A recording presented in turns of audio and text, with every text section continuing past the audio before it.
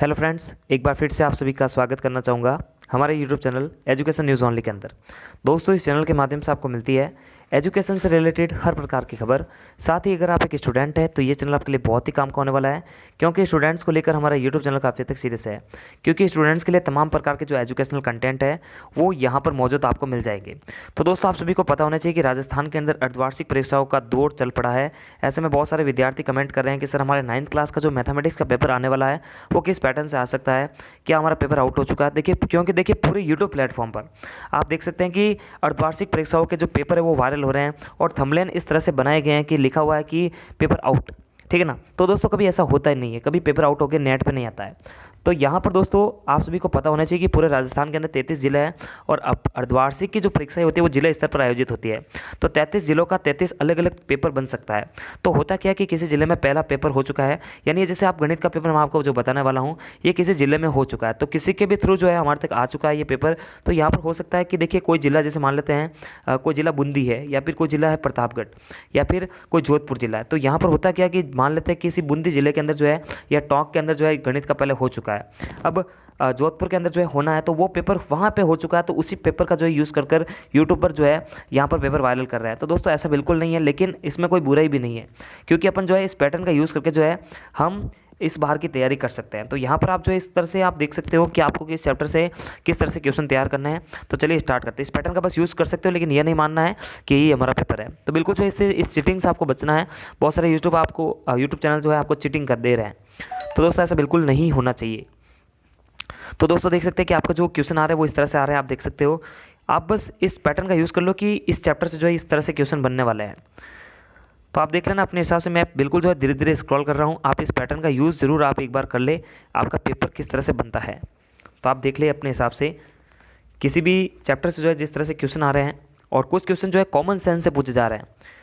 तो यहाँ पर देखिए, जैसे क्षेत्रफल मापने का जो मात्रक है वो आपको बताया जाना चाहिए। तो यहाँ पर जो है बिल्कुल कुछ क्वेश्चन कॉमन सेंस आ रहे हैं और कुछ क्वेश्चन जो है किताबों से ही आ रहे हैं। तो यहाँ पर आगे बढ़ते हैं, और बहुत सिंपल सा जो है यहाँ पर पूछा जा रहा है। और देखिए कुछ परिभाषा भी पूछी जा रही है, जैसे हीरो का सूत्र हो गया, बेलन का कुल पृष्ठ क्षेत्रफल हो गया। फिर देखिए गुणांक पूछे जा रहे हैं, तो गुणांक आप बता सकते हो, इनके वर्गमूल बता सकते हो।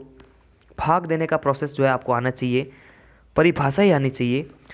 ये बहुत सिंपल सा पैटर्न जो है किसी जिले में आ चुका है, तो आपके ज़िले में बहुत सिंपल सा पेपर आ सकता है। इस बार पैटर्न जो है बिल्कुल ढीला ढाला पैटर्न है और कम कोर्स है। सबसे अच्छी बात यह है कि कम कोर्स है।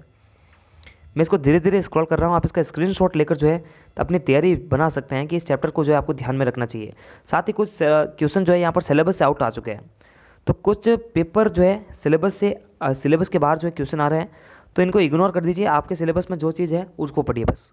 लेकिन अगर आपको लगता है कि ये जो पेपर मैं बता रहा हूँ आपसे, और ये पेपर जो है ये जो क्वेश्चन के पेपर है, या फिर जो है ये क्वेश्चन आपके कोर्स से रिलेटेड है, तो आप जो है उस चैप्टर को एक बार जरूर ध्यान में रख लें। उस चैप्टर के ऊपर जो है आपको बहुत ज़्यादा मेहनत करनी है। और हालांकि कुछ क्वेश्चन जो है आउट ऑफ कोर्स है, तो उसको मत देखो आप। बाकी जो है पेपर को देखना बहुत इंपॉर्टेंट है आपके लिए।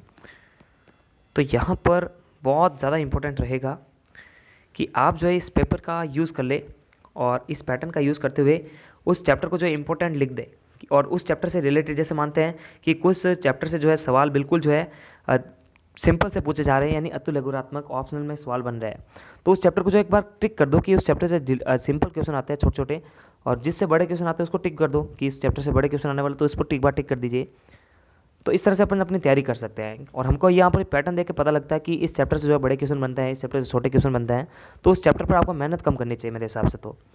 तो दोस्तों नमस्कार, थैंक्स फॉर वॉचिंग। और प्लीज़ मेक के सपोर्ट, आपका सपोर्ट करना बहुत इंपॉर्टेंट है, क्योंकि हमारा चैनल जितने भी आज ग्रोथ कर रहा है वो स्टूडेंट्स के सपोर्ट के कारण ही कर रहा है।